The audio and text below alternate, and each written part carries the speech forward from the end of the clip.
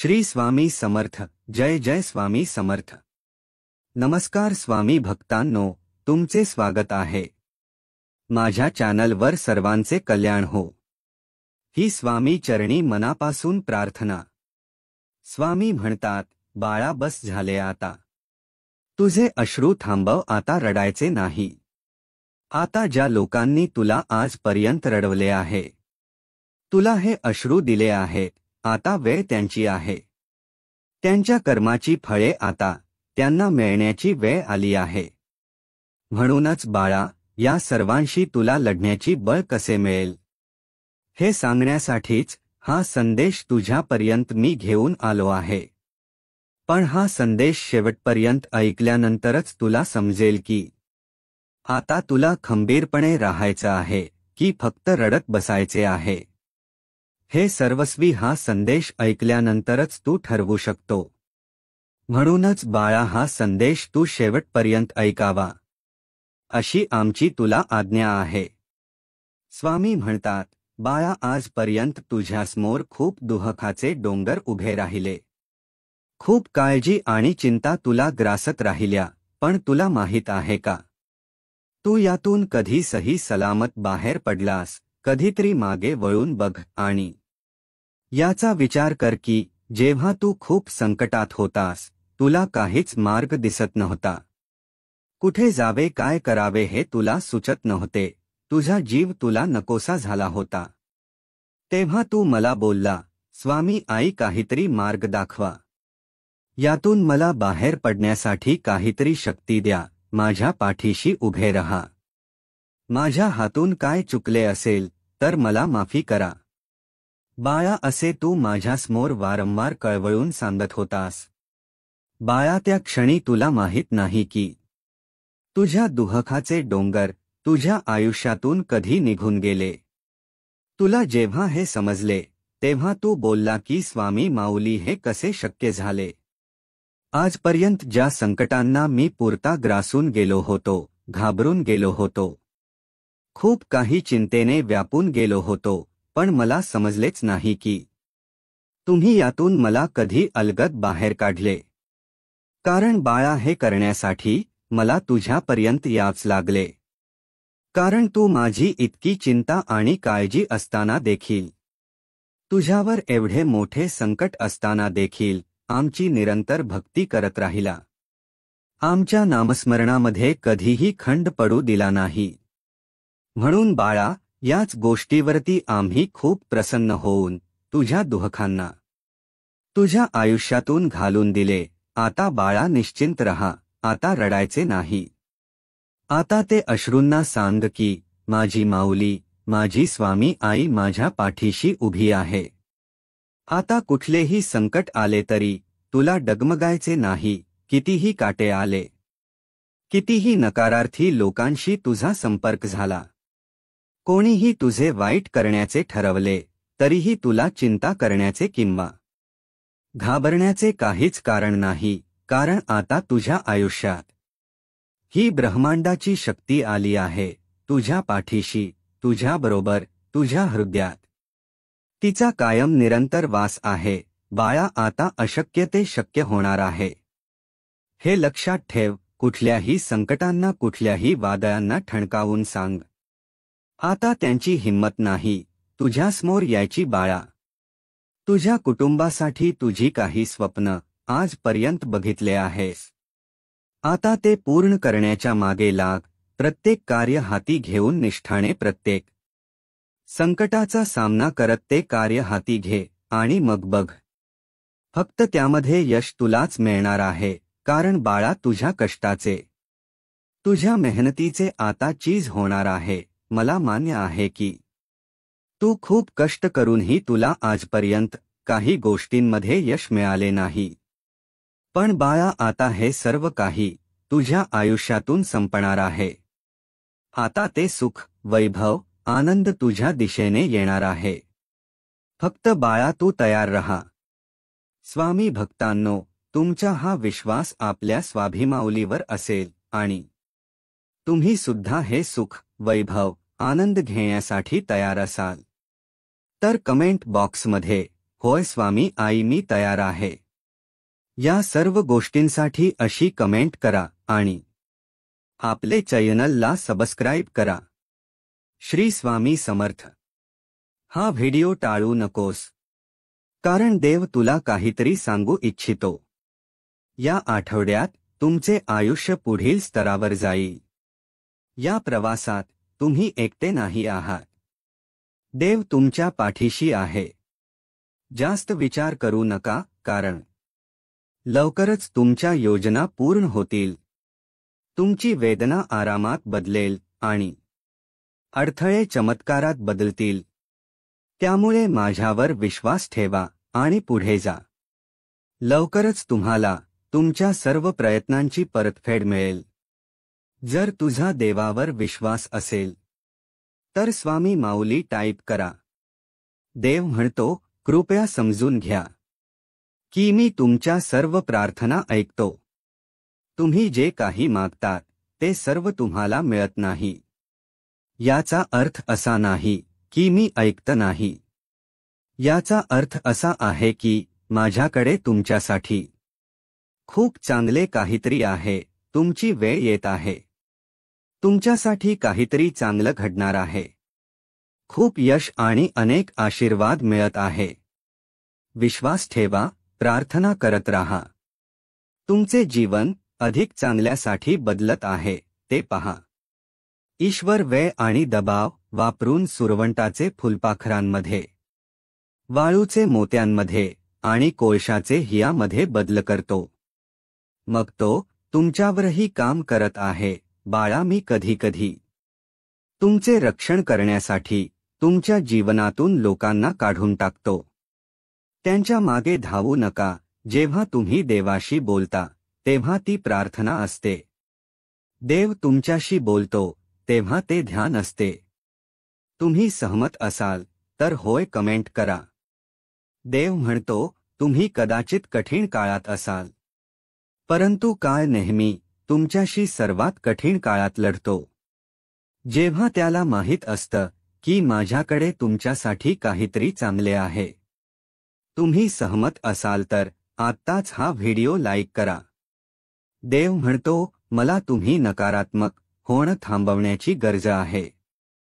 गेल्या काही काळापासून तुम्ही स्वतःला खाली ठेवत आहात. तुम्ही ते नसता जे तुम्ही स्वतःला सांगत राहता. तुम्ही माझ्यासाठी मोठे आणि प्रिय आहात. माझ्या बाळा, मी तुझ्यावर प्रेम करतो. तुमच्या देवावर विश्वास असेल तर स्वामी मात्र तुमच्यावर खूप प्रेम आहे कमेंट करा. देव म्हणतो, मी तुमची पावले क्रमाने ठेवीन आणि तुम्हाला आशीर्वाद, उपचार, कृपा, प्रेम आणि नवीन संधीसह दैवी टक्कर देईन. प्रार्थनेत रहा, हार मानू नका. देव म्हणतो, स्वीकारणे कठीण आहे, तरीही बदल हा होणार आहे. तू जे केले आहे ते सर्व स्वीकारावे आणि तुझ्या वेदना माझ्या स्वाधीन करण्याची मला गरज आहे. बाळा, मी तुझ्यावर प्रेम करतो. लवकरच तुमच्यासाठी मोठ्या प्रमाणात चांगल्या ठिकाणी पदोन्नती केली जाईल. तुम्ही इतका आनंद अनुभवाल की तुमच्या सभोवतालचे प्रत्येक जण आनंदाने आणि विश्वासाने भरून जातील. ग्रहणशील व्हा, तयार राहा. तुम्ही तयार असाल तर स्वामी मी तयार आहे टाईप करा. देव म्हणतो, ज्या गोष्टींबद्दल तुम्ही प्रार्थना करत आहात त्या अचानक जाग्या होणार आहे. मी माझ्या सांगूनपणाने तुम्हाला आश्चर्यचकित करणार आहे. तुम्ही एका नव्या अध्यायात पाऊल टाकत आहात. तुम्ही वाट पाहण्यापासून जिंकण्यापर्यंत जा. मी तुझ्यावर जास्त प्रेम करतो जे तू समजू शकतो. देव म्हणतो, नेहमी नम्र रहा. आपल्या सोबतच्या लोकांशी आपली तुलना करू नका. मी सर्वांना समानतेने निर्माण केले बाळा.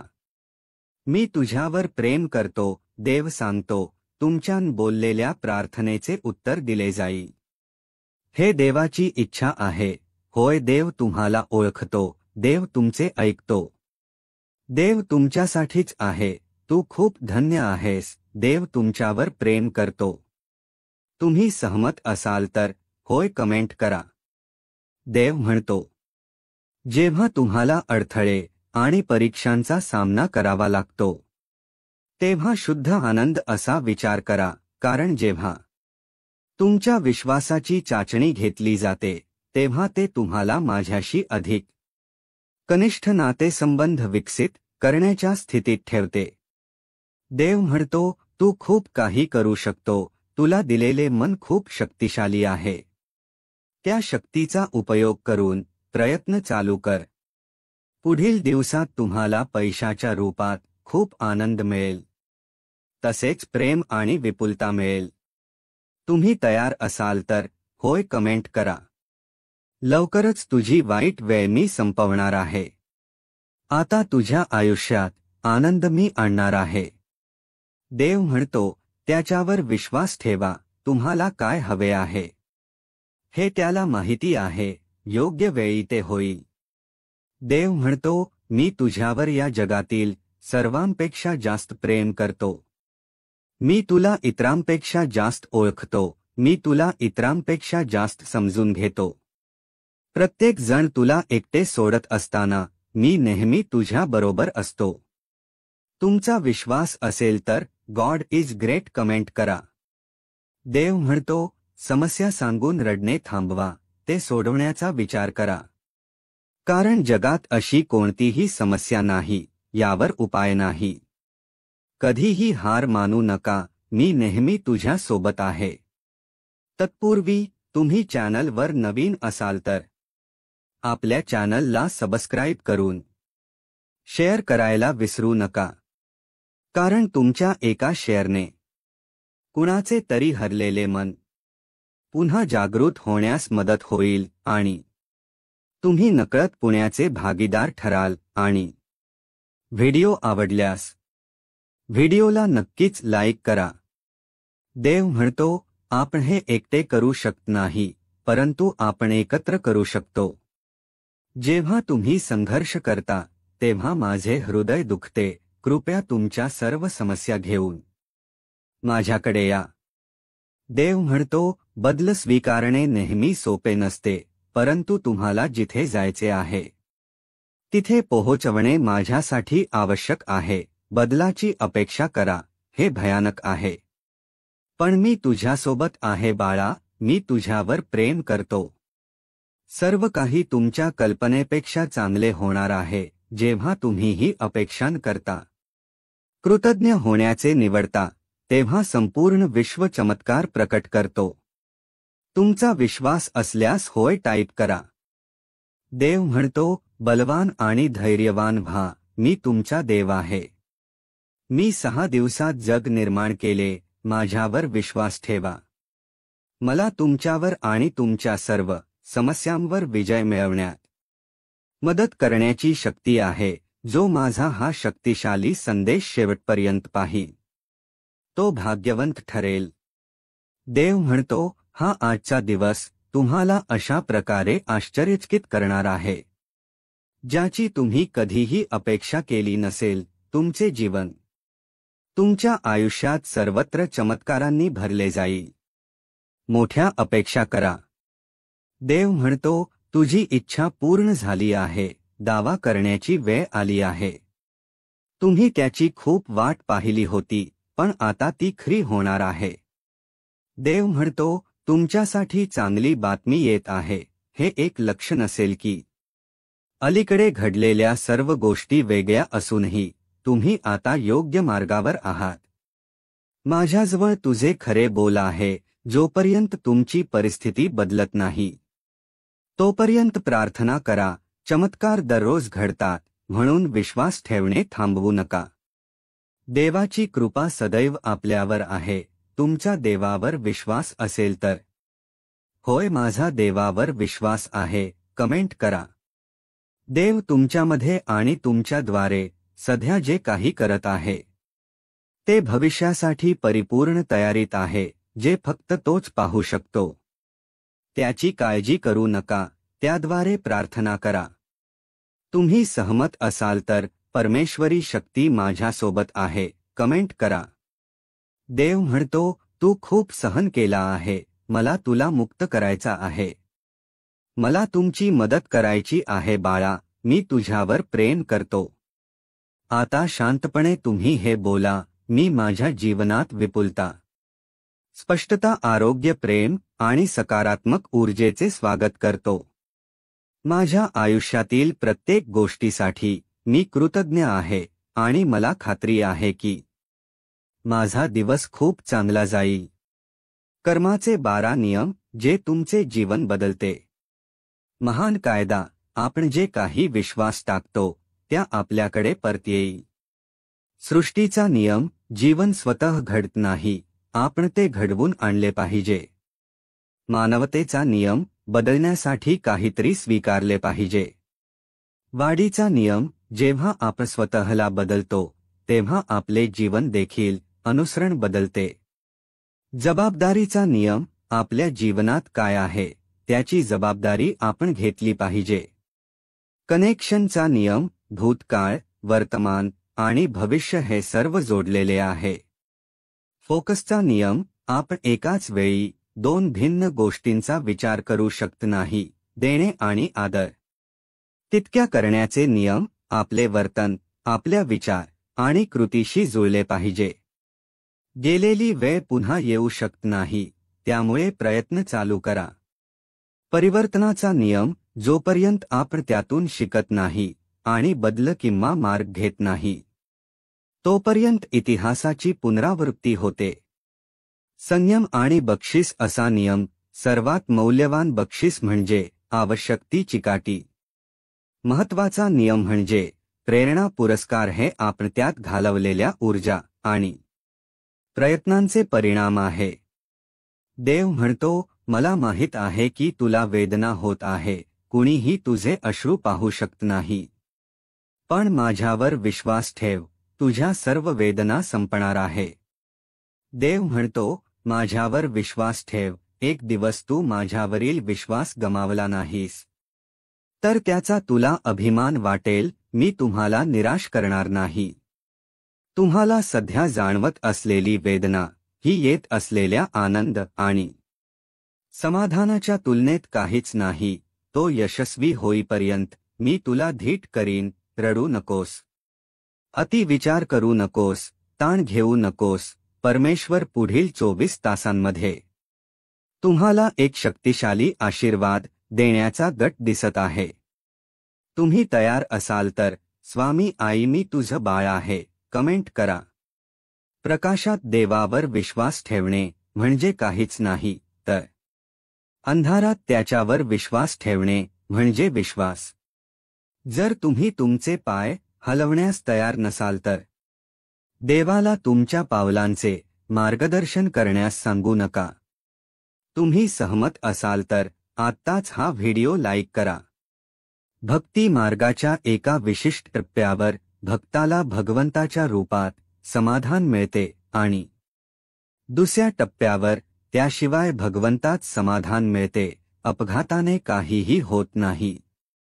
देव तुम्हाला मोठ्या गोष्टींसाठी तयार करत आहे. तुम्ही सहमत असाल तर गॉड इज ग्रेट कमेंट करा.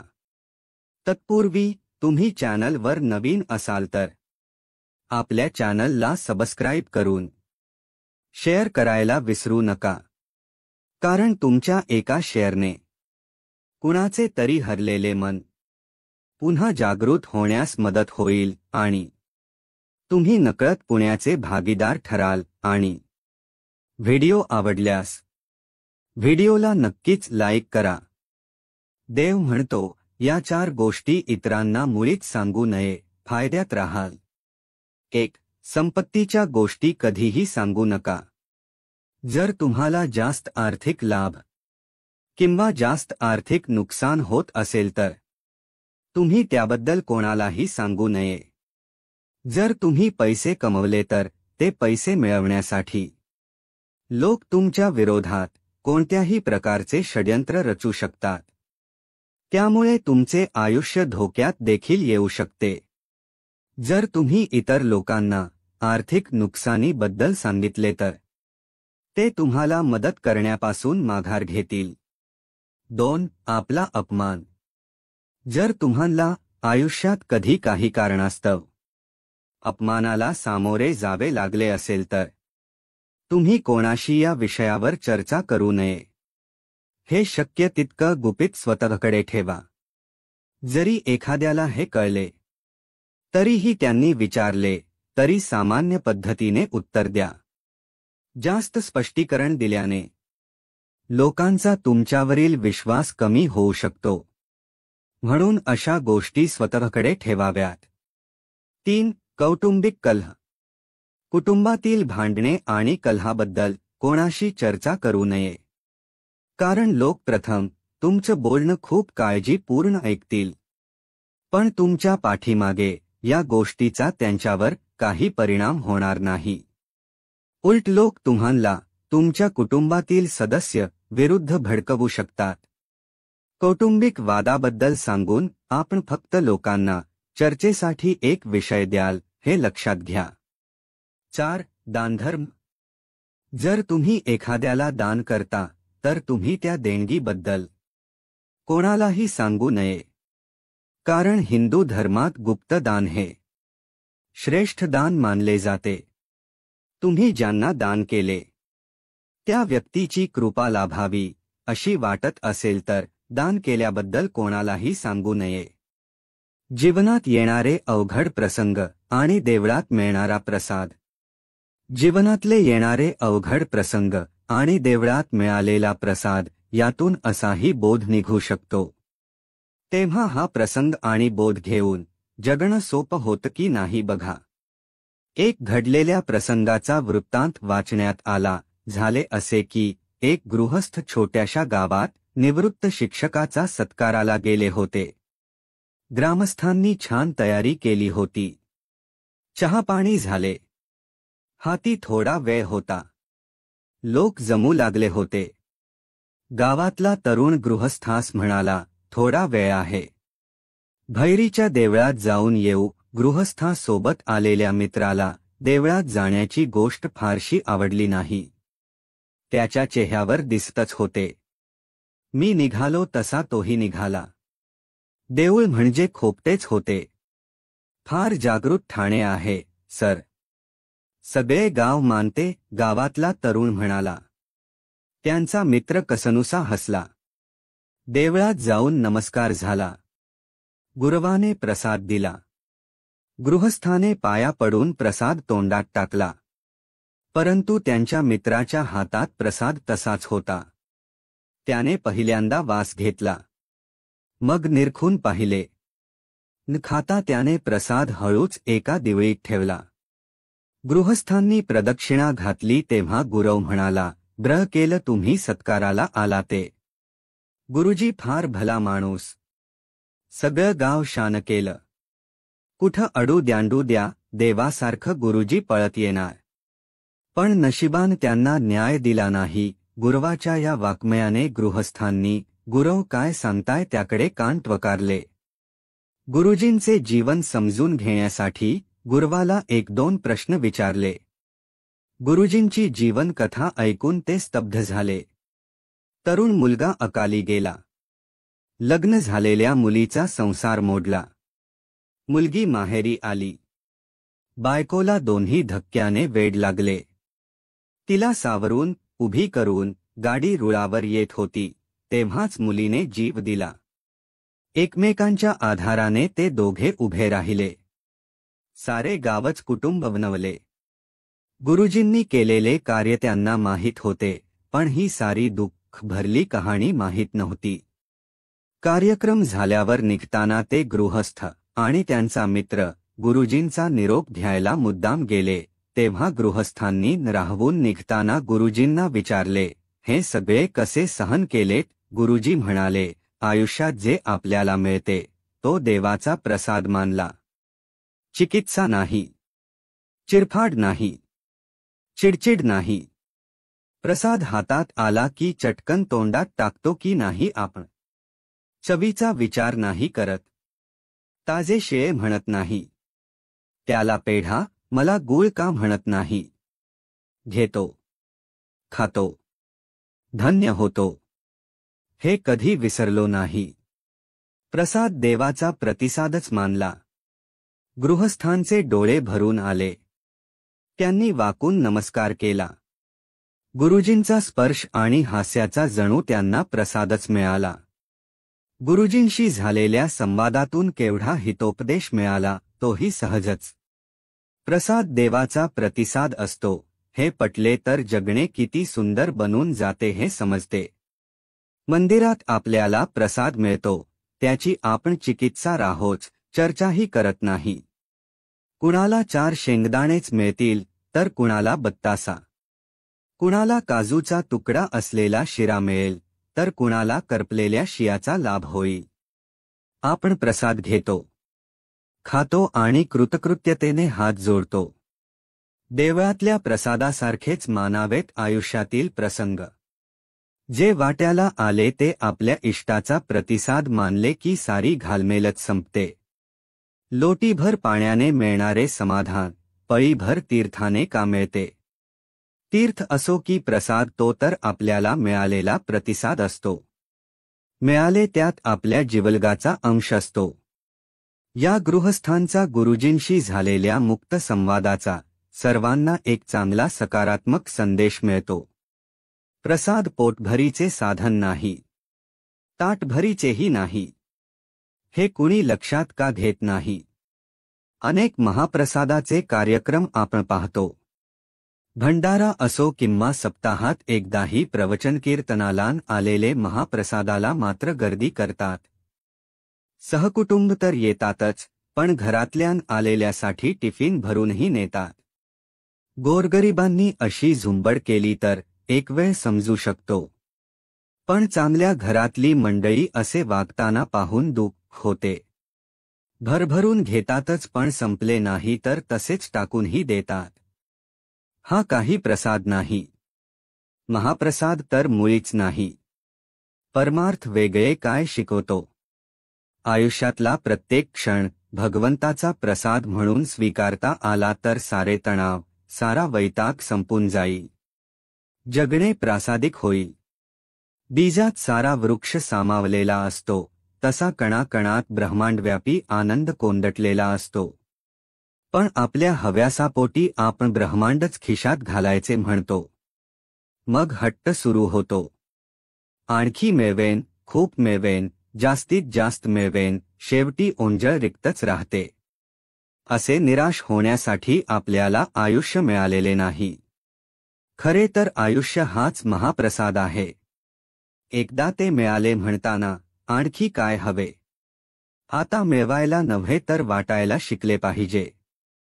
तुम्ही चॅनलवर नवीन असाल तर आपल्या चॅनलला सबस्क्राईब करून शेअर करायला विसरू नका.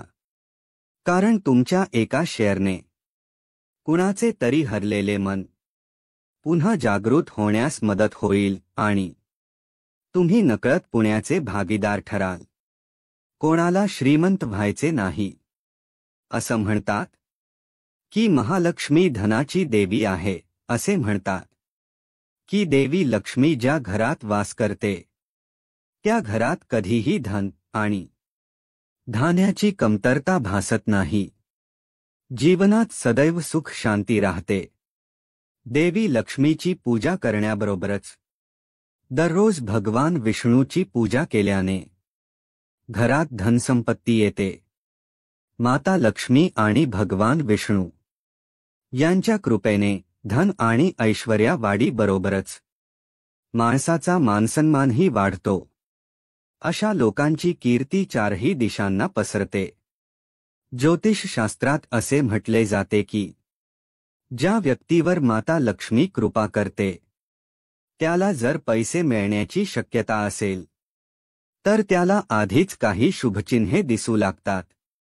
जर तुम्हालाही अशी काही चिन्हे दिसली तर समजून घ्या की तुमच्या सोबत काहीतरी चांगले घडणार आहे. चला तर मग या चिन्हांबद्दल जाणून घेऊया.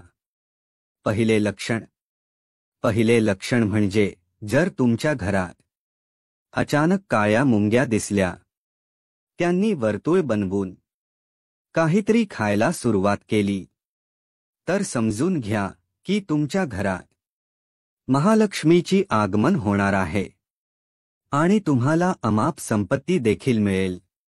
जर त्यांनी त्यांचे घर केले तर मग ते एक शुभ आहे, हे लक्षण आहे की तुमच्या जीवनात बदल होणार आहे। एक बदल जो तुमच्यासाठी फायदेशीर असेल, तुमच्या कुटुंबासाठी शुभ असेल।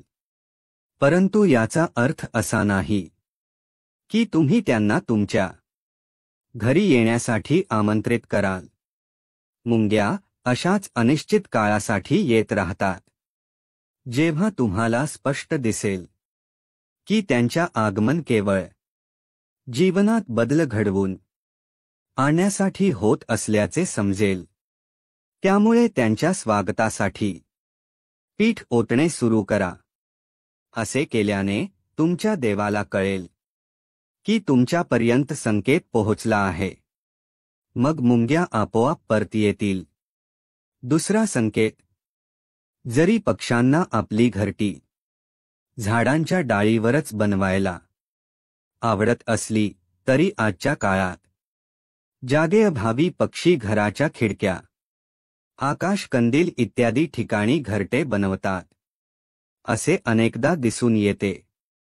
अनेक वेळा पक्षी त्यांचे घरटे आपल्या घरी बनवतात किंवा मधमाशा त्यांचे पोळे आपल्या घरी बनवतात। तुम्हाला माहित आहे का की घरात कोणाचे घरटे असणे किंवा एखाद्या पक्षाचे घरटे बनवणे इत्यादी देखील शुभ आणि अशुभ संकेत देतात। वास्तुशास्त्रात पक्षी किंवा कीटकांचे घरटे बनवण्याबाबत शुभ आणि अशुभ चिन्हे सांगितले आहे।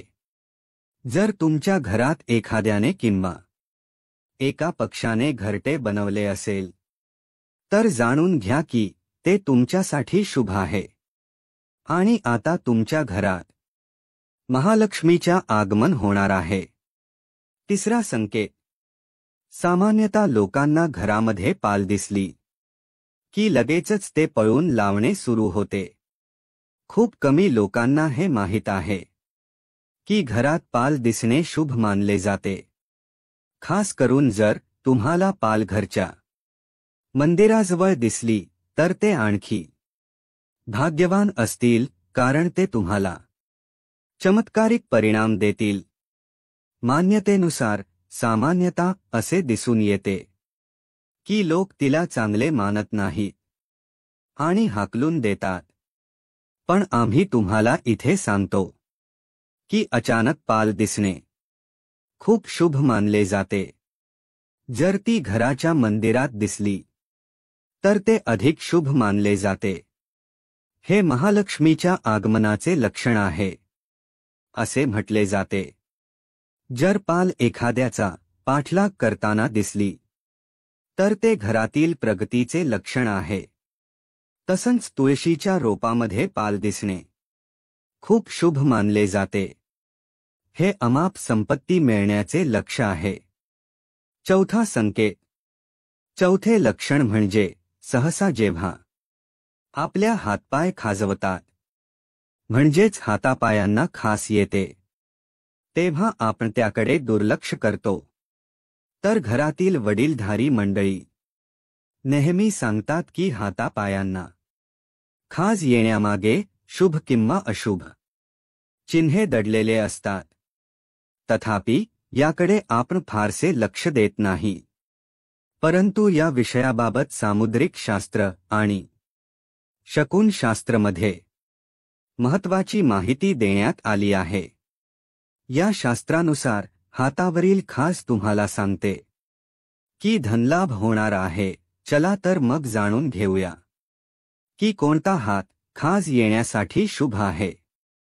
जर कोणाच्या डाव्या हाताला वारंवार खाज येत असेल तर हे शुभ लक्ष आहे आणि याचा अर्थ असा आहे की तुम्हाला लवकरच धनाच्या संबंधित काहीतरी चांगली बातमी मिळू शकते।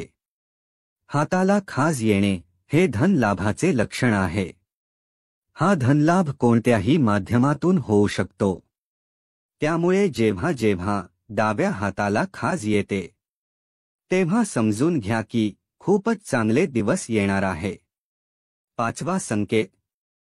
जर स्वप्नामध्ये झाडू, घुबड, बासरी, हत्ती, मुंगूस, शंख, नाग, गुलाब, तारे असे दिसत असेल तर समजून जा की माता लक्ष्मी तुमच्यावर खूप आनंदी आहे आणि लवकरच तुम्हाला खूप मोठा धनलाभ होणार आहे. 6वा संकेत. असे म्हटले जाते की सकाळी उठल्याबरोबर आणि संध्याकाळी शंखाचा आवाज आला तर महालक्ष्मीच्या आगमनाचे हे लक्षण आहे. 7वा संकेत. जर घराच्या बाहेर गेल्यास तुम्हाला ऊस दिसला तर हे देखील पैसे मिळण्याचे सर्वात मोठे लक्षण आहे. 8वा संकेत. घुबड हे महालक्ष्मीचे वाहन मानले जाते.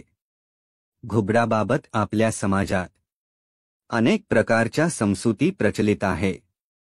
घुबडाला रात्रीचा राजा देखील म्हटले जाते.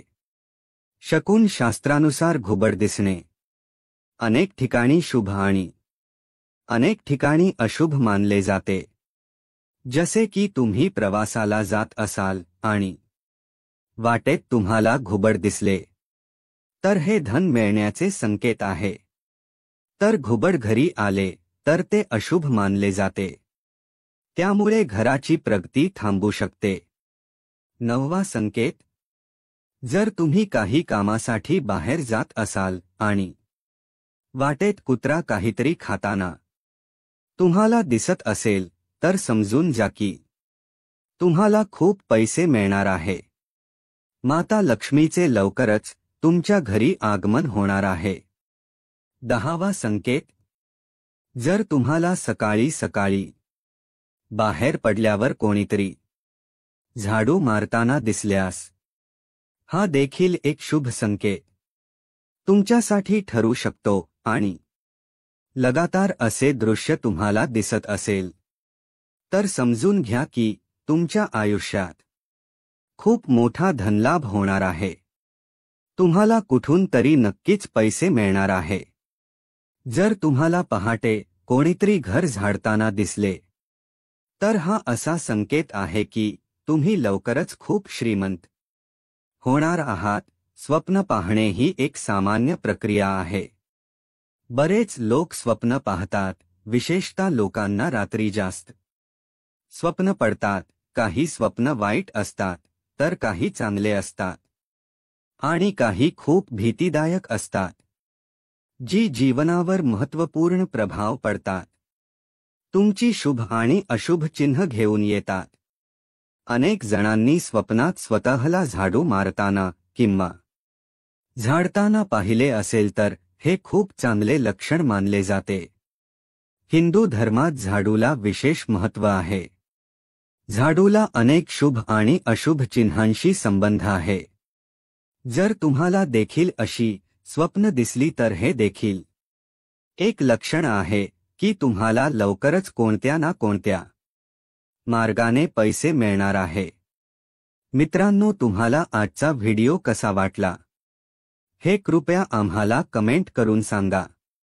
अशी ज्ञानवर्धक शास्त्रे जाणून घेण्यासाठी आमच्या चॅनलला सबस्क्राईब करा. तसेच ते घंटी दाबायला विसरू नका, जेणेकरून आम्ही जेव्हा केव्हा व्हिडिओ टाकू तेव्हा सर्वात पहिला तो तुमच्यापर्यंत येऊन पोहोचेल. सर्वांनी आपली काळजी घ्या. श्री स्वामी समर्थ. जय जय स्वामी समर्थ. धन्यवाद.